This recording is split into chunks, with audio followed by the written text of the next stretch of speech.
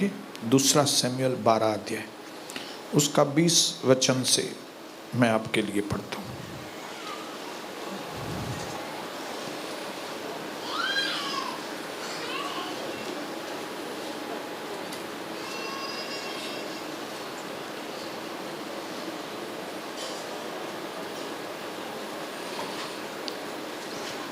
आपको थोड़ा और समझ में आए इसके लिए हम 18 वचन से आगे पढ़ेंगे। 7वें दिन, दूसरा शमूएल 12 अध्याय 18 से आगे पढ़ रहा हूँ। 7वें दिन बच्चा मर गया। दाऊद का बच्चा जो बत्शेबा से पैदा हुआ था वो मर गया और दाऊद के कर्मचारी उसको बच्चे के मरने का समाचार देने से डरे। उन्होंने कहा, जब तक बच्चा जीवित रहा तब तक राजा ने हमारे समझाने पर मन न लगाया। यदि हम उसको बच्चे के मर जाने का हाल सुनाएं तो वह बहुत ही अधिक दुखी हो जाएगा। अपने कर्मचारियों को आपस में फुसफुसाते हुए देखकर दाऊद को समझ में आ गया कि उसका बच्चा मर गया है। तो दाऊद ने अपने कर्मचारियों से पूछा, क्या बच्चा मर गया? उन्होंने कहा, हाँ मर गया। तब दाऊद भूमि पर से उठा और नहाकर तेल लगाया और वस्त्र बदला और तब प्रभु के भवन में जाकर उसने दंडवत की। फिर वह अपने महल में गया और उसकी आज्ञा पर रोटी उसको परोसी गई। उसने भोजन भी किया और तब उसके कर्मचारियों ने उससे पूछा, आपने यह क्या काम किया है? जब तक बच्चा जीवित रहा तब तक आप उपवास करता हुआ आप रोता रहा, परंतु ज्यों ही बच्चा मर गया त्यों ही तू उठकर भोजन करने लगा। ऐसा कैसा? उसने उत्तर दिया, जब तक बच्चा जीवित रहा तब तक मैं यह सोचकर उपवास करता और रोता रहा कि क्या जाने प्रभु मुझ पर ऐसा अनुग्रह करे कि बच्चा जीवित रहे। परंतु अब तो वह मर गया है। अब मैं उपवास क्यों करूं? क्या मैं उसे लौटा कर ला सकता हूं? मैं उसके पास जाऊंगा परंतु वह मेरे पास लौट कर नहीं आ सकता है। और फिर 24 वचन में लिखा है, तब दाऊद ने अपनी पत्नी बत्शेबा को शांति दी और फिर उसने बत्शेबा से प्यार किया और उसको एक और पुत्र उत्पन्न हुआ और उसने उसका नाम सुलेमान रखा और वह प्रभु का प्रिय हुआ। मेरे भाइयों और बहनों, आज इन अंतिम दिनों में आपको और मुझे एक चीज समझनी पड़ेगी। एकदम पक्का करके आप ये चीज समझ लेना कि हम इस दुनिया में रोने धोने के लिए नहीं आए। हम इस दुनिया में जज्बाती बनकर अपना समय बर्बाद करने के लिए नहीं आए। इस दुनिया में परमेश्वर ने हमें भेजा है। हम आए नहीं हैं, हम भेजे गए हैं। किसी ने हमको भेजा है यहां पे, और क्योंकि किसी ने भेजा है, ऐसे ही नहीं भेजा है, उसने किसी मकसद से भेजा है। उसने भेजा है ताकि कोई बड़े काम को हम यहां पे करें। हमें काम के लिए भेजा है।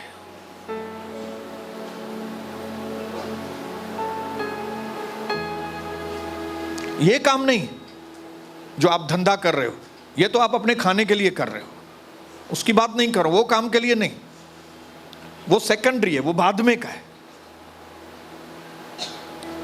जो लोग आप लोग काम करते हो, धंधा या नौकरी करते हो, ये नौकरी करने के लिए प्रभु ने नहीं भेजा है आपको इधर। ये धंधा करने के लिए नहीं भेजा है। ये नौकरी और धंधा आप इसलिए कर रहे हो क्योंकि हमको खाना खाना है, बस उसके लिए। भाई जितने साल हम धरती पर हैं, हम अच्छी तरह से रोटी खाएं, अपने पैरों पर खड़े रहें, कमाएं, बस उससे आगे उसकी वैल्यू नहीं है कुछ भी।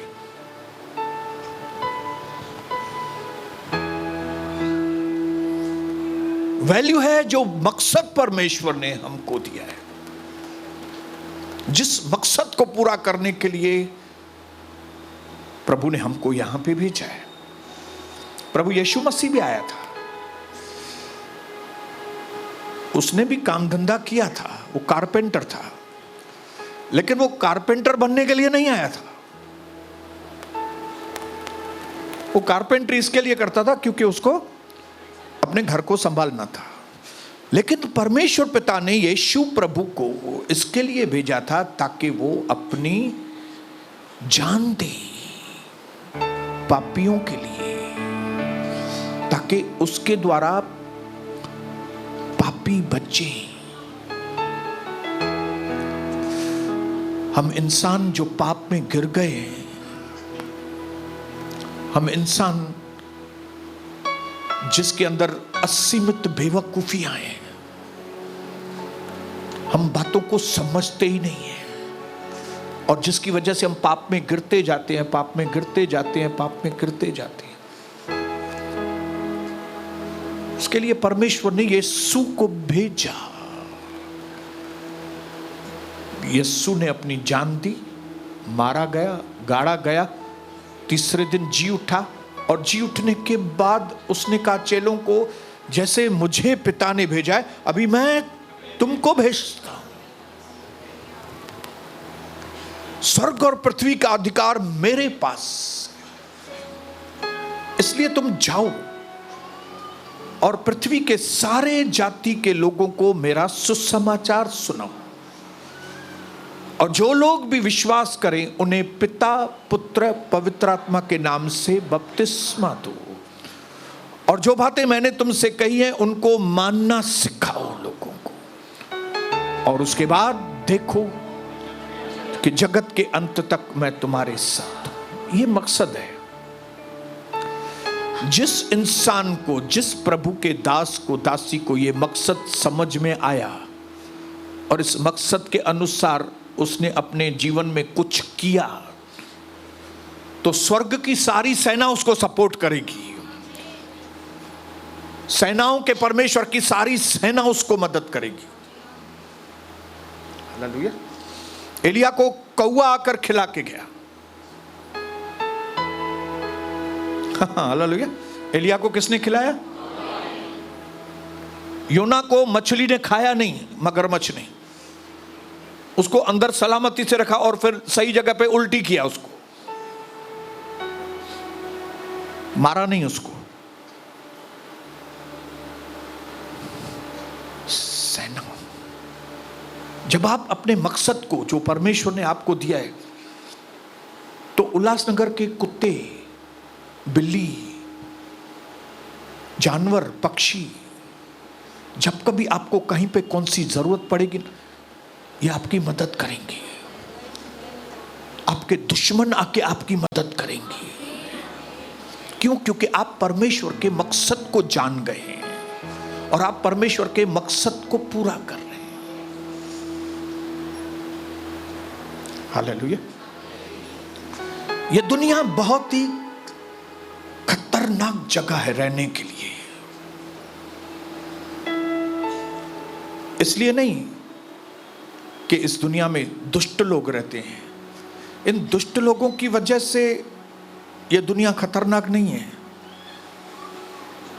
यह दुनिया खतरनाक जगह है रहने के लिए उन लोगों की वजह से जो कुछ भी नहीं करते। ये बहुत ही डेंजर लोग हैं। कौन से लोग डेंजर हैं? गुंडे लोग, मवाली लोग, वो डेंजर नहीं है। डेंजर लोग कौन से हैं? निकम्मे लोग, जो कोई काम नहीं करते,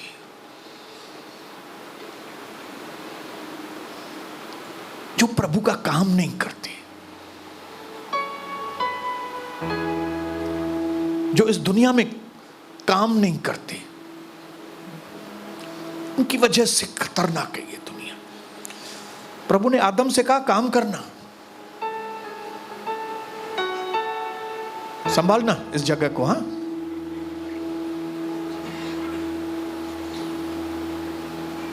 सोचिए अगर आदम काम नहीं करता था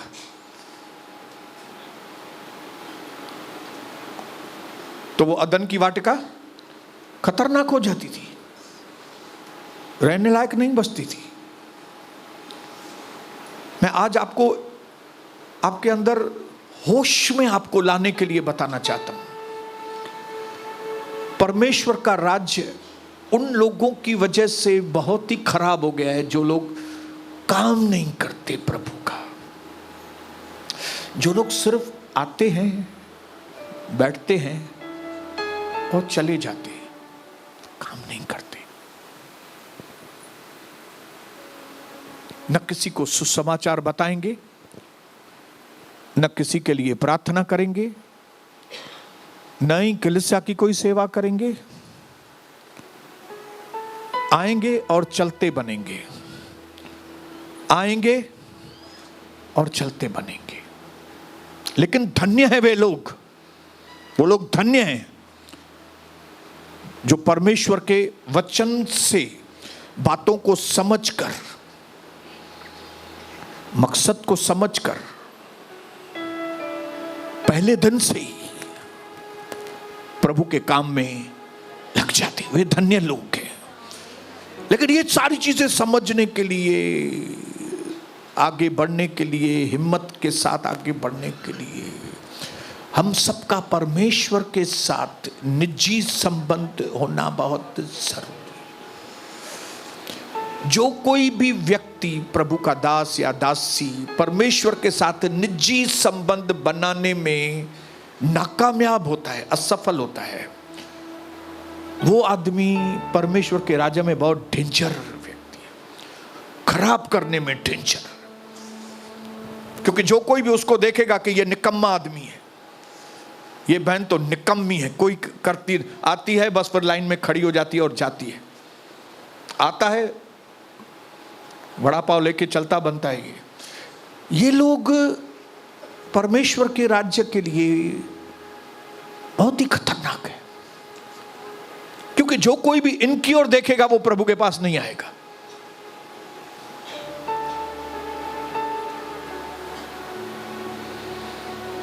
हालेलुया। सही वक्त तो वो था जब ही आपने बपतिस्मा लिया, पानी में से बाहर आई, पवित्र आत्मा पाया और जैसे ही घर में कदम रखा काम पे लग जाना चाहिए था आपको। हालेलुया। सही वक्त वो था, पहला सही वक्त वही था।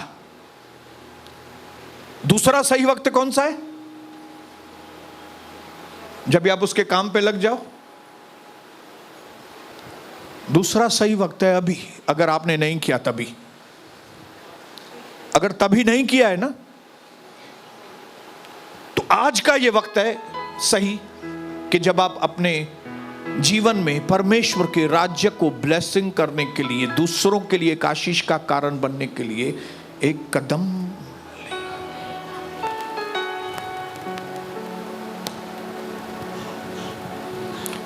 क्योंकि आप सिर्फ आपके लिए नहीं बनाए गए, आप सिर्फ आपके लिए ही नहीं बनाए गए, आप कई दूसरों के लिए बनाए गए। ये चीज ब्रदर आपको समझनी पड़ेगी। अगर आप नहीं समझेंगे तो फिर आप आएंगे जाएंगे चले जाएंगे, आएंगे और चले जाएंगे, आएंगे चले जाएंगे, और आप परमेश्वर के राज्य में खतरनाक व्यक्ति होंगे। क्योंकि आपके द्वारा लोग प्रभु के पास तो आएंगे नहीं, उल्टा प्रभु को छोड़कर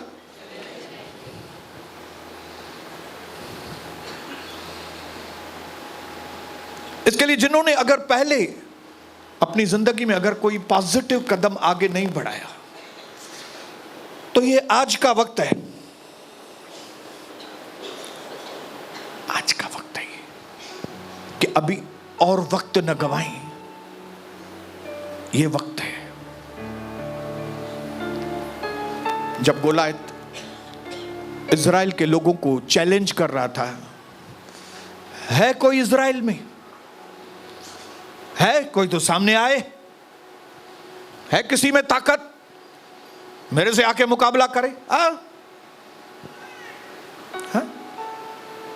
है किसी की ताकत? अपने पति को सही तरीके से सुसमाचार बताए?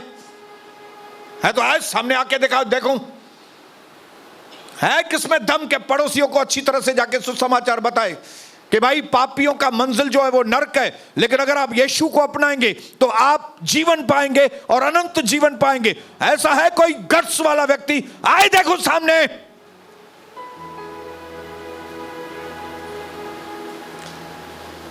तब सारे लोग डरे हुए थे, कोई भी कदम आगे नहीं बढ़ा रहा था। ये तो प्रभु की योजना थी कि दाऊद वहां पे टिफिन लेके आया था। कौन आया था? और दाऊद ने सुना कि ये प्रभु के लोगों को चुनौती दे रहा है, और प्रभु के लोग चुप करके बैठते, चुप करके बैठे हुए प्रभु के लोग। यहां पे इतनी बार चुनौती मिलती है, लेकिन ये लोग वही चीज, वही बस उधर देखेंगे ब्रेड आया है, आज पाव भाजी है, काहे का चैलेंज, काहे का चुनौती, काहे का वो सब चीज। जैसे दूसरे इजरायली लोग बोल रहे थे, कौन जाएगा यार, ये हमारा काम नहीं है, ये खत्म हो जाएंगे नहीं तो हम लोग नहीं। लेकिन दाऊद ने बोला, अरे मैं जाऊंगा। भले राजा ने, शाऊल ने उसको बोला कि भाई तेरा दम नहीं है, उसने बोला आप जानते नहीं हो हमारा प्रभु कौन है, आप जानते नहीं हो यहोवा कौन है। Hallelujah, praise the Lord, hallelujah. आपने कभी इमेजिन किया है कि आप जिस परमेश्वर की आराधना करते हैं, जिसका नाम यीशु है, वो है कैसा? इमेजिन किया है कभी आपने? हालेलुया। क्योंकि आपने कभी उसको इमेजिन ही नहीं किया है, इसके लिए आपने कदम आगे बढ़ाया ही नहीं है।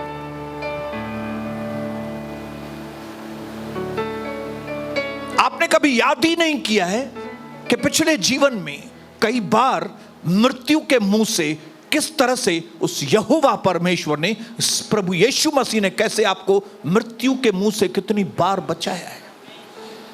आपको लगता होगा आपकी लक अच्छी थी, बच गए, आपकी किस्मत अच्छी है तभी कोरोना में बच गए। आपकी किस्मत उससे अच्छी नहीं थी, प्रभु ने आपको मौका दिया है, मौका दे रहा है, मौका दे रहा है, मौका दे रहा है। कभी मौका पूरा हो जाएगा मालूम नहीं। हालेलुया। दाऊद ने इमेजिन किया, दाऊद को हमेशा याद रहता था कि मेरी भेड़ को पकड़ने के लिए जंगल में जब रीछ या तो शेर आता था, तब किस तरह से यहोवा परमेश्वर मेरे अंदर वो गट्स देता था और मैं शेर को बकरी की तरह मैं 2 टुकड़े कर देता था, क्योंकि मेरा यहोवा मेरा सामर्थी परमेश्वर। इमेजिनेशंस, मुझे नहीं मालूम आप क्या इमेजिनेशंस करते हैं। इमेजिनेशंस मतलब आप क्या सोचते हो मालूम नहीं मुझे। हालेलुया। हमको सोच की आजादी दी गई है, हमारे सोच में कोई बाउंड्री नहीं है। मैंने उस दिन आपको यहां पे मध्यस्थी में बताया था, knowledge is limited but your imagination it can encircle the world. आपकी जो इमेजिनेशन है वो सारी दुनिया को कवर कर सकती है, लेकिन वो आपकी सोच जो सारी दुनिया को कवर करे, मालूम नहीं आप सोचते क्या है। आप इतना दूर सोचते हैं कि नहीं? आपकी सोच क्या है? आप प्रभु यीशु के बारे में क्या सोचते हो? कि पहले दूसरे संत थे, अभी वो संतों को तो हम नहीं मानते, अभी हम यीशु मसीह बेचारा संत है, अभी हम संत को मानते हैं, बस उनकी जगह पे इसको बैठा दिया बस। और आगे आगे आपने कभी उसके लिए इमेजिनेशंस किए? आपको मालूम नहीं कि आपकी इमेजिनेशंस, आपकी जो सोच, जो आप सोचते हो वो कितनी इंपॉर्टेंट है।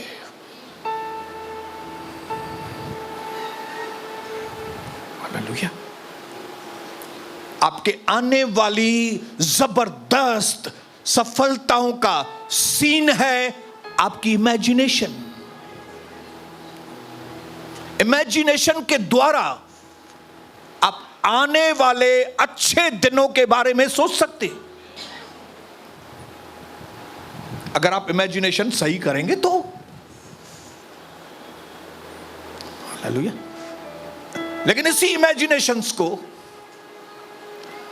शैतान आपके द्वारा इस्तेमाल करा के आपको बांध देता है। आप प्रभु के बारे में इमेजिन ही नहीं करते।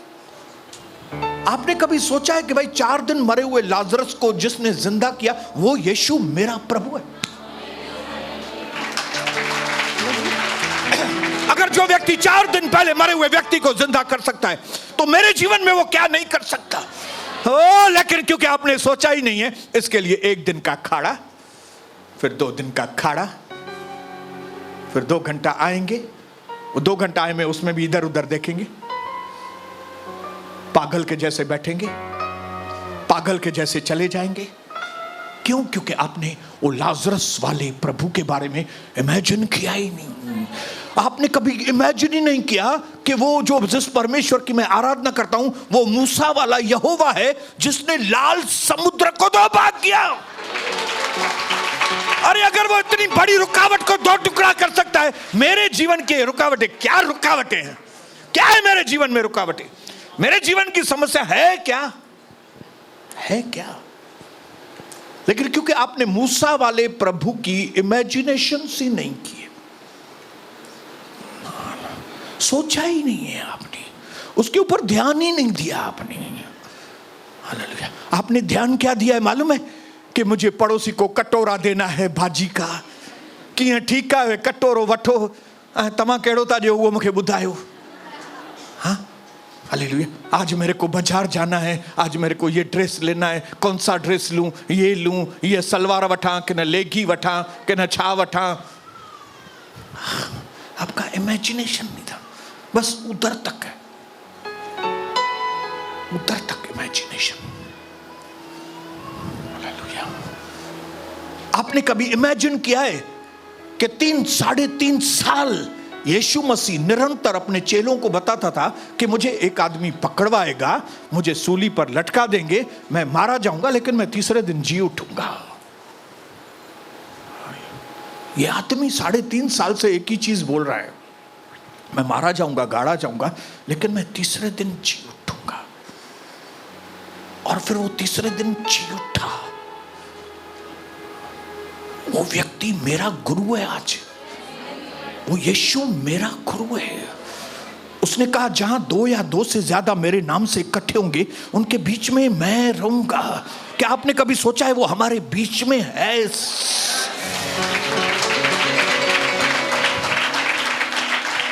हालेलुया। अगर आपने ये चीजें इमेजिन की होती ना तो आपका सारा ध्यान इधर होता था। जब आप घर में होते थे तब भी सारा ध्यान प्रभु की ओर होता था, जब आप धंधे पे होते थे सारा ध्यान उसी की ओर होता था। लेकिन क्योंकि आपने इमेजिन ही नहीं किया, इसके लिए कोई स्टेप ही नहीं उठा रहे, कदम ही आगे नहीं बढ़ा रहे। You are looking to the cheap things. इस दुनिया की सस्ती चीजों के ऊपर आपने अपनी इमेजिनेशन लगाई है, इसके लिए आप खुद चीप हो गए हैं।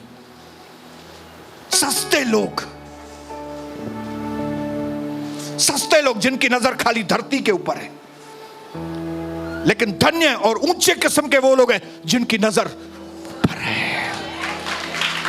और दाऊद कहता है मैं आंखें अपनी पर्वत की ओर लगाऊंगा क्योंकि मेरी सहायता वहीं से आती। हालेलुया। जिनको कुछ करने का रहता है ना वो इमेजिनेशंस करते हैं, पहले वो दिमाग चलाते हैं अपना, बोलो अपने पड़ोसी को, दिमाग चलाते हैं वो लोग। हालेलुया। कहीं से को दूर दूर तक सोचते हैं, वो दूर से दूर तक, दूर से दूर तक सोचने चालू करते हैं। हालेलुया। क्या आपको नहीं लगता है कि हमने आज तक अगर कुछ सोचा है तो खाली या तो लिमिटेड सोचा है या तो निगेटिव सोचा है, और उसी में अपना टाइम बर्बाद किया है, अपना टाइम बर्बाद किया है। लेकिन अगर हम यीशु मसीह की ओर निहारेंगे तो आपको मालूम पड़ेगा, क्योंकि यीशु मसीह, परमेश्वर यीशु जब मानव बनकर आया, उसके अंदर डिटर्मिनेशन था, मुझे मानव जाति के लिए अपनी जान देनी है, मुझे सारी दुनिया को बचाना है, कोई दूसरा रास्ता नहीं है। इसके लिए मेरे पास बहुत कम समय है, लेकिन मैं इस कम समय का ऐसा उपयोग करूंगा, इन 33.5 सालों में मैं ऐसे काम करूंगा कि सारी दुनिया हिल जाए।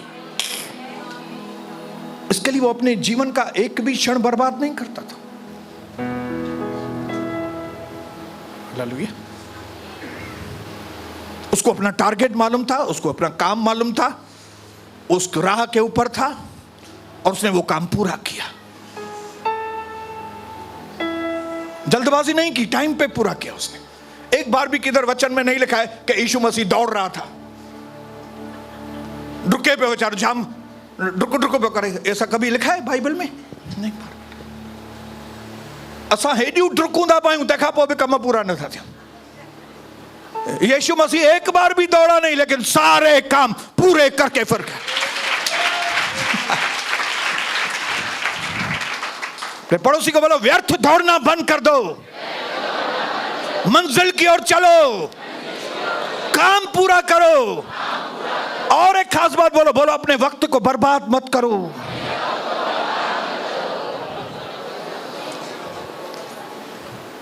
जब यीशु मसीह मारा गया, गाड़ा गया, कब्र के अंदर डाला गया, तीसरे दिन क्या हुआ? तीसरे दिन जी उठा। जी उठने के बाद वो उधर बैठ नहीं गया कि मैंने चेलों को बोला है मैं तीसरे दिन जी उठूंगा, जरूर चेले आएंगे, पत्थर वत्थर हटाएंगे और फिर अंदर आके बोलेंगे प्रभु जी हम आ गए हैं, और मैं उनको बोलूंगा ये मेरे कपड़े उतारो जो बांधा है, मैं जरा अच्छी तरह से खड़े हो जाऊं, और फिर अभी चलो काम पे चलते हैं। प्रभु ने इंतजार नहीं किया। अगर वो इंतजार करता होता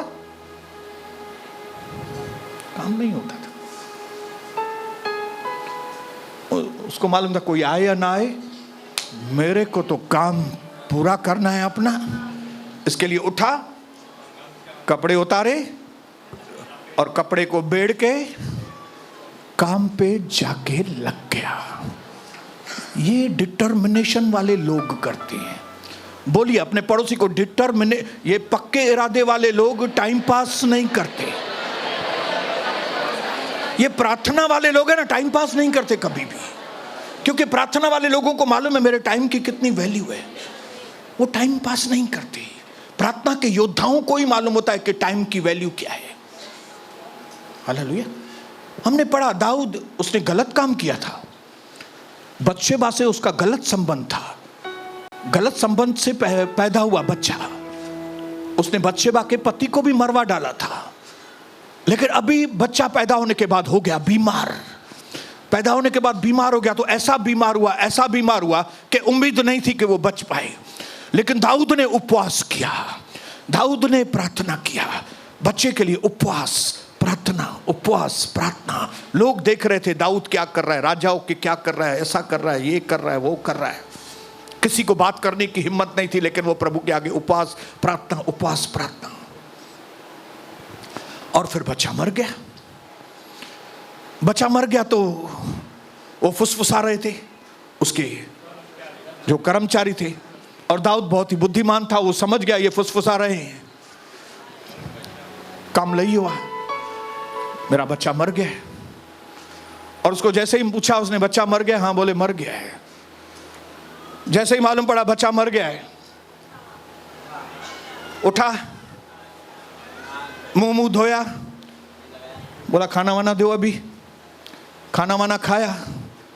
खाना वाना खाने के बाद लोगों ने उसको पूछा, अधिकारियों ने, भाई आप क्या कर रहे हो, बच्चा मर गया है,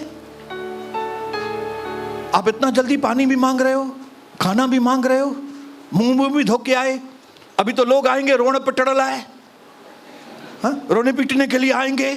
जैसे हमारे कई सिंधी भाई लोग और ये दूसरी जाति के लोग हैं ना, वो कोई मर गया तो कैसे हाय हाय हाय, और फिर रोना आएगा भी नहीं, तभी भी रोएंगे। क्यों? क्योंकि टाइम पास करना है, लोगों को दिखाना है। ते चाय पीते ही लास्ट में ना चारों, और जो भी आएगा उसको यही लास्ट में चाय में न पी, लास्ट में ये करे वो जा गया। और फिर उसकी वजह से क्या करेंगे मालूम है? लोग इधर विश्वासी 40 दिन प्रभु के घर में नहीं आएंगे, 12 दिन नहीं आएंगे, नाटकबाजी। मुझे घर में वो गुजारे हुआ, मेरे घर में वो गुजर गया, मेरे घर में वो, अरे गुजर गया तो उसका प्रार्थना घर से क्या तुम्हारा रिलेशन है भाई?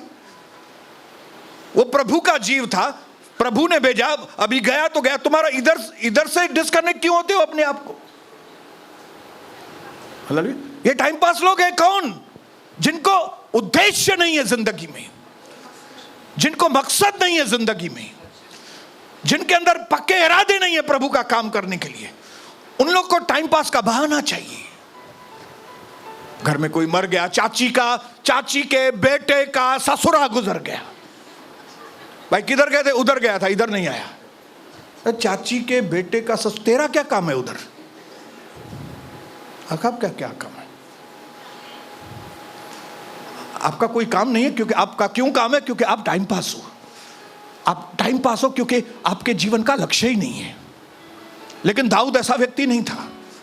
दाऊद का बेटा मर गया, बेटा, लेकिन जैसे ही मर गया उठा, नहाया, मुंह, इंग्लिश में तो लिखा है बाल भी बनाया, इंग्लिश ट्रांसलेशन में पढ़ेंगे तो लिखा है ही कोम्ड द हेयर। उसने बाल भी बनाए, बाहर आया और सीधा किधर गया? मंदिर में गया। बोलो, बच्चा मरने के बाद डायरेक्ट किधर गया? मंदिर में गया। क्या करने को? मंदिर में विलाप करने को, आराधना करने को, आराधना करने को गया।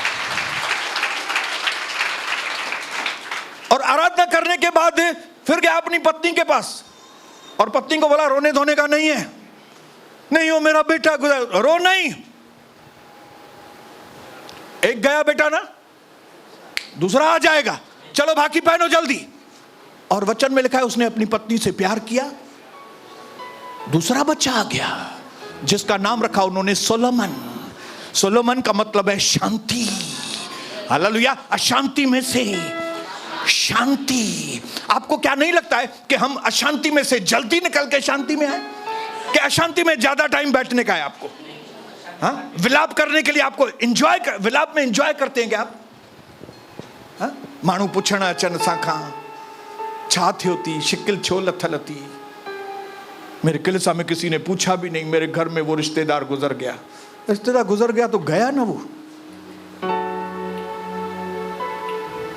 मैं उन सारे भाइयों बहनों को जो एमलेस लोग हैं, एम नहीं है उनकी जिंदगी, मकसद नहीं है, उनके जीवन का मकसद है टाइम पास, दिन कैसे बीते।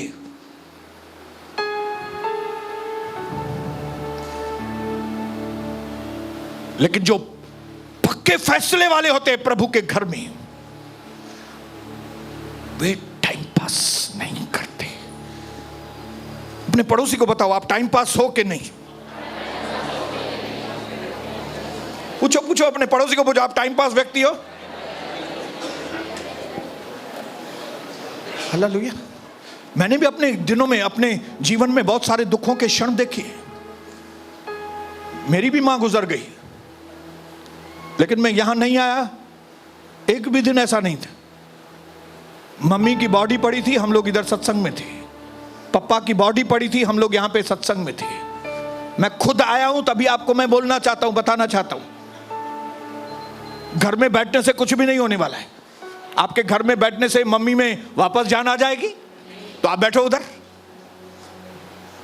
आपके पप्पा 80 साल के, 82 साल के, अन्या 82 साल अन्या पप्पा खपे तव्हांखे? 82 साल का पप्पा और चाहिए आपको?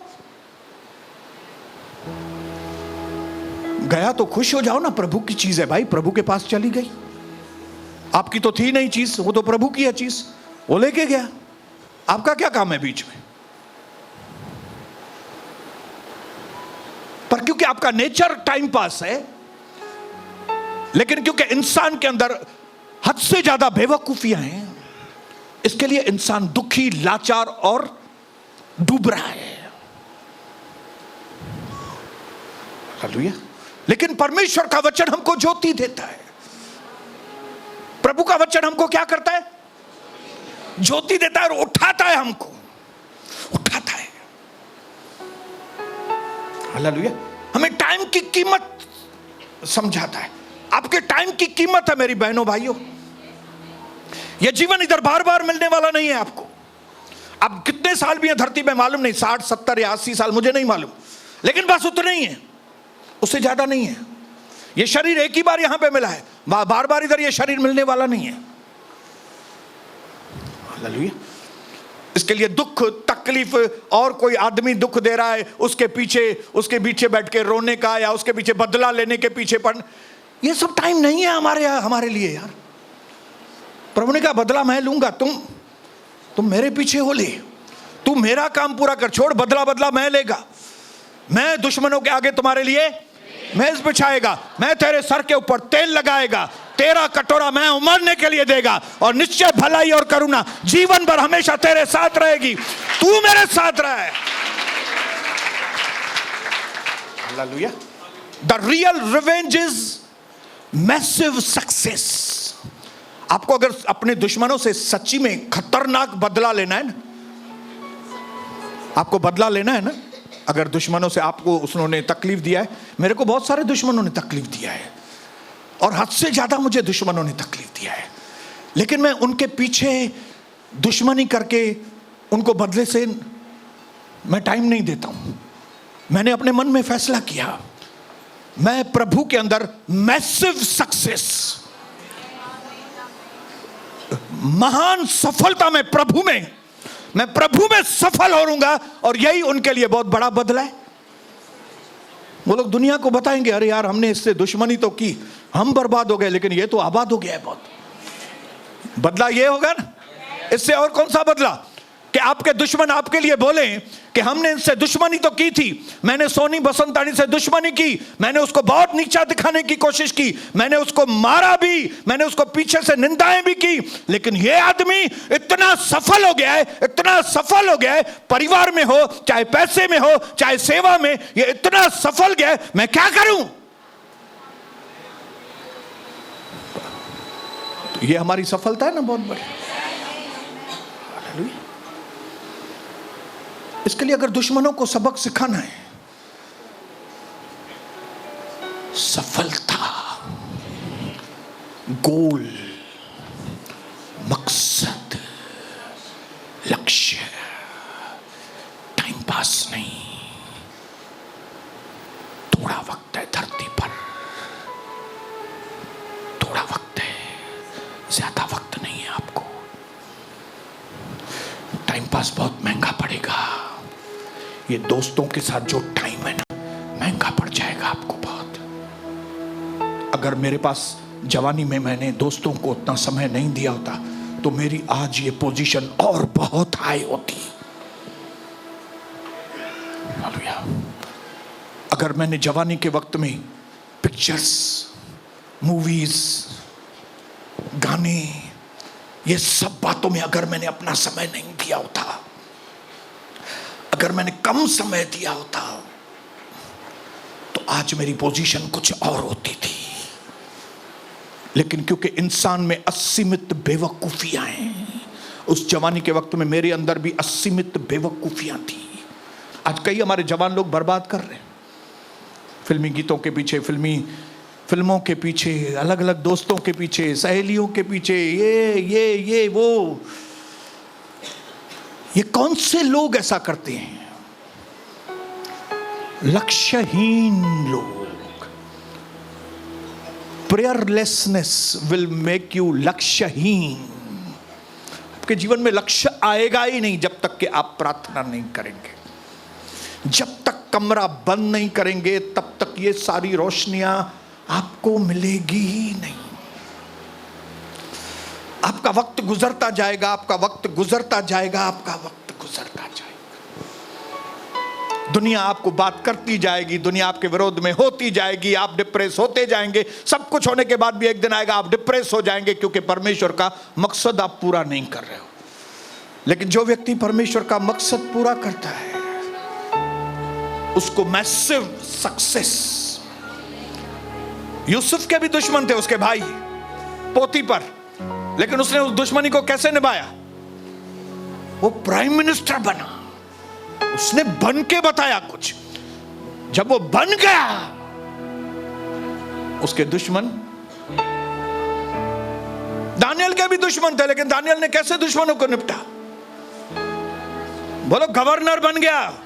गवर्नर, बेबीलोन का गवर्नर। दुश्मनों को जवाब मिल गया। जिन्होंने स्कीम की थी कि उसको शेर की मांद में डालो, राजा ने उन सारे लोगों को शेर की मांद में डाल दिया। इस तरह का जीवन, भरपूरी का जीवन चाहिए तो अपने जीवन को मकसद में चलाओ। अंधे होके जीवन मत बिताओ। सजोड़ी दुकान पे वही सारा दिन दुकान पे बैठ के अंधे मत बनो। अंधे मत बनो। ये आत्मिक अंधापन आपको ले डूबेगा। लेकिन जिस दिन आपकी आंखें खुली और आपको समझ में आ गया कि परमेश्वर का मकसद जो है मेरे जीवन में वो बहुत इंपॉर्टेंट है, और जैसे ही आप परमेश्वर के राज्य की और धार्मिकता की खोज करेंगे तो बाकी सारी चीजें, बोलो, बाकी सारी चीजें आपको मिल जाएंगी। आज मेरे सारे दुश्मन चुप हैं। चुप चुप।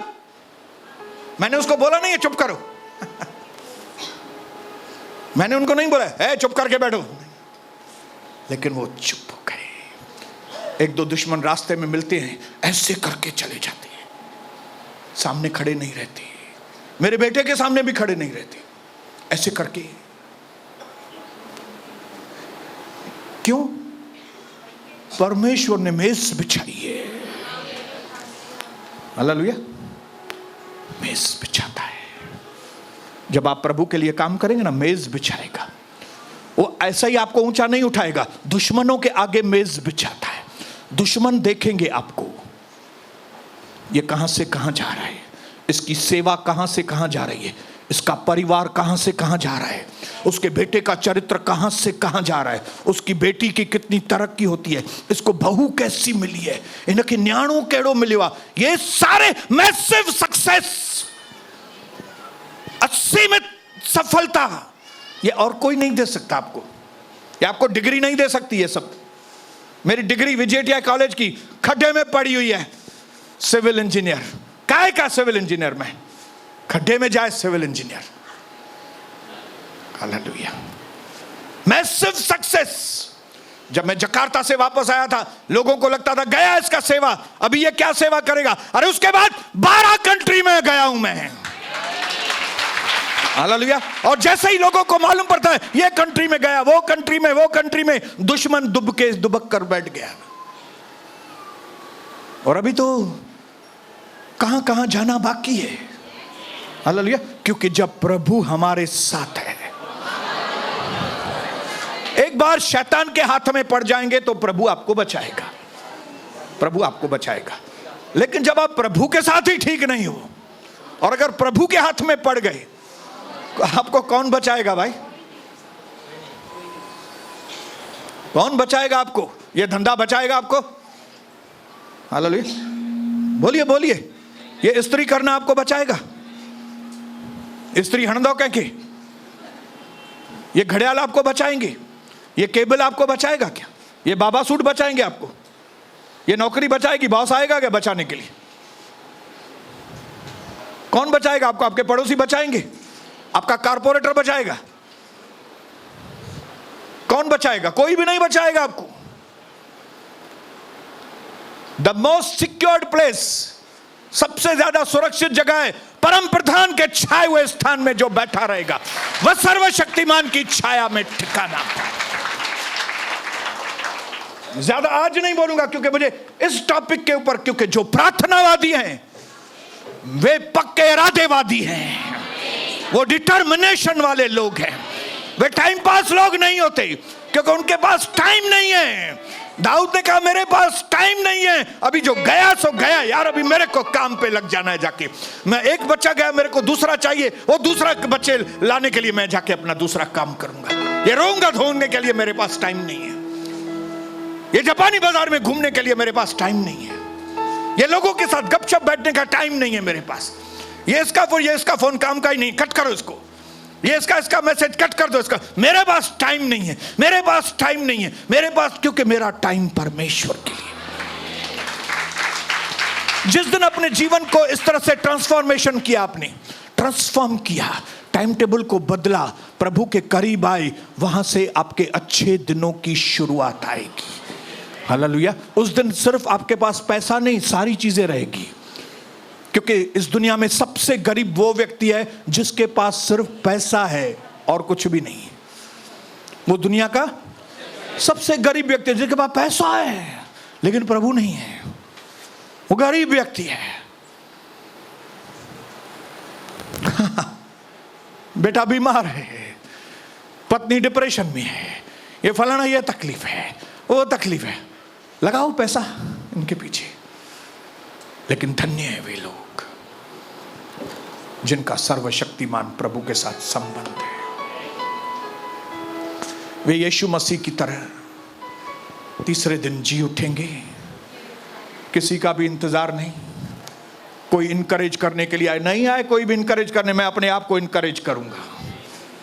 पास्टर भी नहीं आता है विजिट, पास्टर नहीं आया विजिट करने को, मैं खुद ही काम पे लग जाऊंगा। यार मुझे काम करना है प्रभु का, मुझे इस दुनिया में प्रभु ने इसके लिए बुलाया ताकि मैं प्रभु के लिए काम का बर्तन ठहरूं। इसलिए आइए अपने जीवन को प्रार्थना में जीवन करेंगे। प्रेयरलेसनेस इज पावरलेसनेस। परमेश्वर के राज्य के लिए वो लोग जो प्रार्थना नहीं करते वे एम्बैरेसमेंट हैं। वे विश्वासी जो प्रार्थना नहीं करते वो परमेश्वर के राज्य के लिए शर्मिंदगी के कारण है। अपने प्रार्थना जीवन को बढ़ाइए, प्रभु के करीब आइए और चमकिए यीशु प्रभु के नाम से।